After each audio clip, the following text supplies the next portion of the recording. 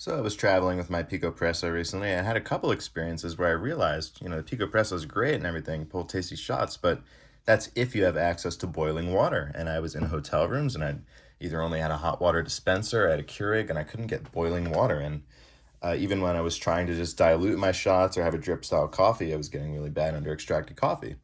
And I couldn't pull longer shots because I was limited by the size of this. And of course, I just realized when I got back home that, oh, I could just keep pouring into this while I squeeze with one hand, and I can make a Sprover style coffee. And of course, if you know you're not going to have access to boiling water, why don't you just bring an AeroPress? Well, you're traveling. You got to expect the unexpected. I don't know. But this is more of just a fun experiment than anything. Of course, I would bring an AeroPress if I didn't think I was going to have access to boiling water.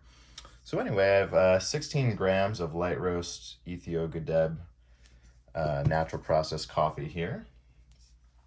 And it's ground on setting 2 on my fellow Ode with SSP burrs. So pretty fine, but not nearly fine enough for regular espresso, of course. And we're just gonna see how it comes out. I've never tried this before, so this will be a fun little experiment, a little Sprover on the Picopresso. Why not?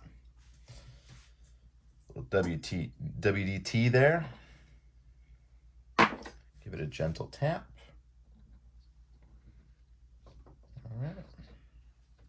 And yeah, I got 16 grams in this IMS basket here.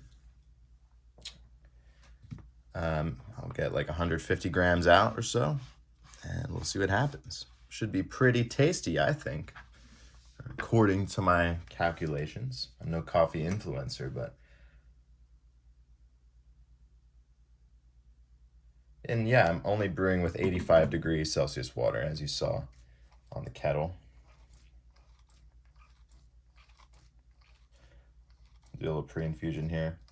So yeah, this is like, oh, I'm traveling. I don't have access to boiling water, but I have like a Keurig. I have a hot water dispenser. So it's like kind of hot water, but really not hot enough to pull shots with, especially on this thing.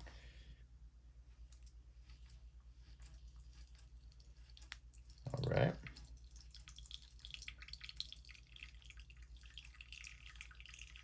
Yeah, we'll just keep pouring with one hand, pressing with the other. It's really not a lot of trouble to press because how coarse they're grinding, how fast it's going to come out. Coffee that's coming out, it's got a little bit of, knocked my phone over with my kettle there. It's got a little bit of foam on it, but yeah, obviously not crema, not nearly high enough pressure right now. I'm really just leisurely pressing with my thumb. And yeah, this is no trouble at all. I'm getting a little bit of, straggler drops there. I'd say the worst part of this is really just holding it up.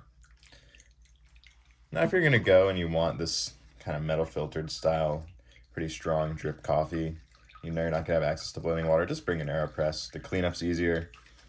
But maybe if you anticipated being able to make a real espresso with this and you can't, I think this is a very viable option. Because man, that whole trip I didn't have one good espresso. The water's just way too cool, and I brought a pretty dark roast too. This is a light roast I'm brewing right now, so I don't know, I have high hopes. Yeah, we're just gonna go for 150 grams. See what happens. It's coming out pretty slowly. I might even be able to just grind way coarser than I am right now, honestly. And yeah, so we got about 150 grams in around 2 minutes. And we're just gonna, let's give it a little taste. Again, light roast Ethiopia Gadeb, natural. Sprover's thing in the Picopresso. Wow, very good. Very juicy, very well extracted, very sweet. That is very, very good. Very good cup of coffee. So there you have it. If you have cooler water, you can't brew real espresso, and you still want a drip-ish brew, there you go. Very, very good. Very, very, very tasty.